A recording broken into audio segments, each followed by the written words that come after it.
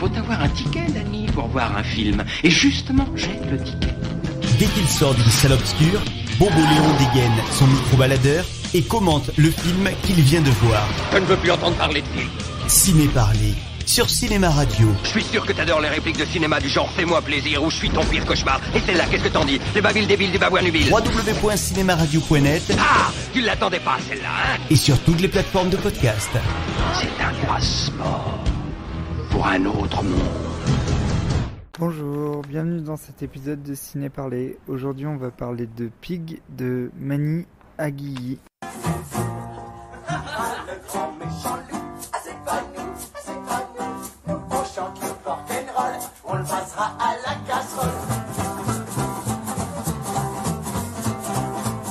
Alors, j'avais vu la bande-annonce de Pig et le film m'avait beaucoup intrigué parce que ça avait l'air d'être une comédie iranienne et on n'est pas habitué à voir des comédies iraniennes et j'avais très envie d'aller le voir. Et du coup, je suis allé le voir et le film m'a plu. Du coup, je vais divulgacher. Donc, si vous comptez aller voir Pig, si vous avez prévu d'aller le voir, vous pouvez éteindre le podcast et venir le réécouter après avoir vu le film parce que je vais beaucoup révéler vu qu'il s'agit d'un polar comique iranien entre Woody Allen et David Lynch, on va dire. Donc, l'histoire, c'est l'histoire d'un réalisateur où il y avait une moto, d'un réalisateur qui s'appelle Hassan Kasmaï et qui traîne avec dans le monde doré de Téhéran. Il est un peu vieux, il a les cheveux blanchissants, il a le ventre bedonnant, il a une grosse barbe. Du coup, c'est rigolo de voir un film iranien avec des barbes de hipster et pas des barbes de molla pour une fois. Ça m'a fait beaucoup rire. Et bon, il traîne dans le milieu branché de Téhéran, dans des galeries d'art.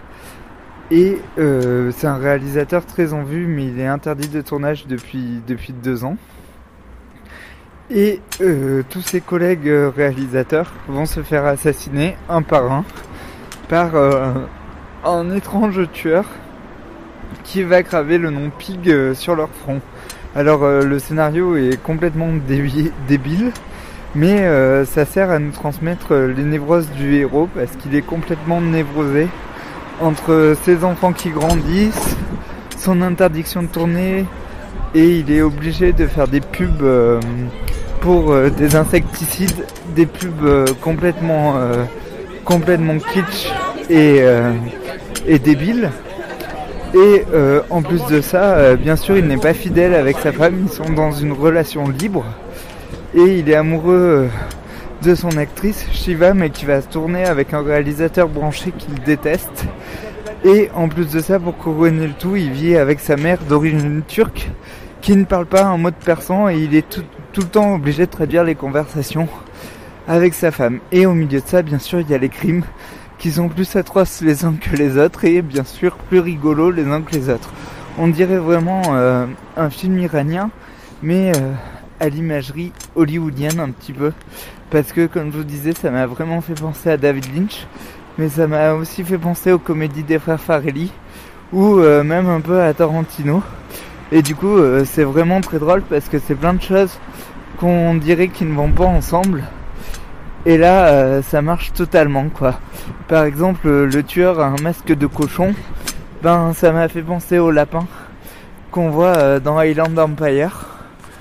Et voilà, et à un moment donné aussi, le réalisateur va voir Shiva dans la nuit et dans un décor de cinéma complètement vide.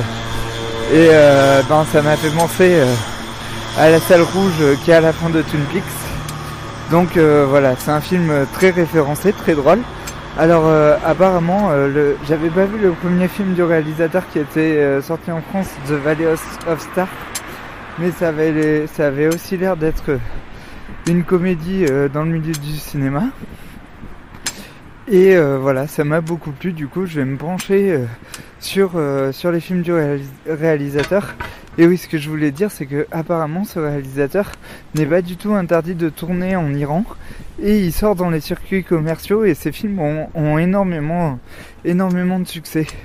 Alors, il y a un truc que je comprends pas, c'est que on voit pas plus de films disons, légaux en Iran. Je sais qu'on voit beaucoup de films officiels chinois, on voit les films de Stewart, on voit les films du réalisateur de Héros et du Secret des poignards volants, mais je comprends pas pourquoi les distributeurs ne s'intéressent pas plus au cinéma officiel iranien. Alors bien sûr, on sait très bien que le gouvernement iranien joue au chat et à la souris avec les réalisateurs qu'ils interdisent et qui leur disent un coup vous êtes autorisé à tourner, un coup vous êtes interdit à tourner, un coup vous êtes autorisé à tourner, un coup vous êtes interdit à tourner.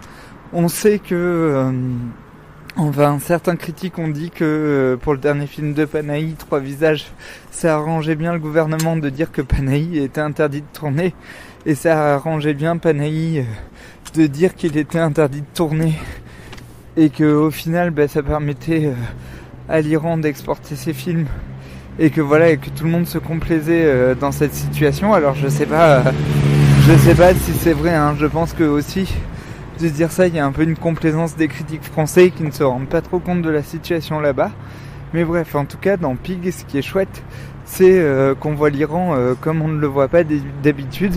Et là, on voit que tout le monde est accro aux réseaux sociaux. Et il y a des gags par rapport aux réseaux sociaux. Quand le héros du film est accusé d'être l'assassin, tout le monde fait un hashtag je suis l'assassin. Et voilà, c'est très drôle comme film. C'est plein de rebondissements, c'est aussi angoissant. Parfois il y a quelques longueurs, mais le film arrive toujours à retomber sur ses pattes. Et voilà, du coup je vous conseille d'aller voir Pig, c'est un film très drôle qui vous fera du bien. C'est aussi un petit peu angoissant, mais c'est de l'angoisse positive, hein. C'est un film de genre, ça fait toujours plaisir quoi. Du coup c'est le genre de film hyper intéressant, un peu mutant. Ça m'a beaucoup fait penser aux frères Farrelly. Et par contre voilà, c'est du cinéma très mondialisé. Vous attendez pas à avoir un film de voiture iranien à la Kiarostami ou à la Panahi.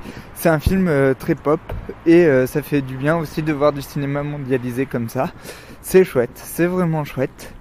Et voilà, j'espère qu'il aura du succès. On était une petite dizaine dans la salle, c'était cool. Voilà, je vous laisse. Vous pouvez écouter les épisodes de Ciné Parler sur Cinéma Radio, bien sûr, et sur toutes les plateformes de podcast, sur iTunes, Deezer, YouTube et compagnie.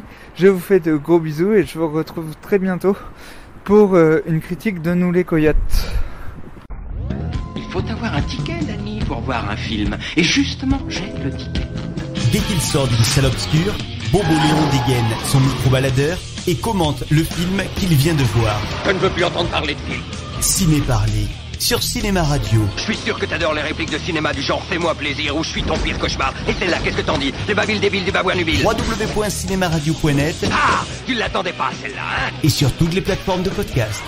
C'est un passeport pour un autre monde.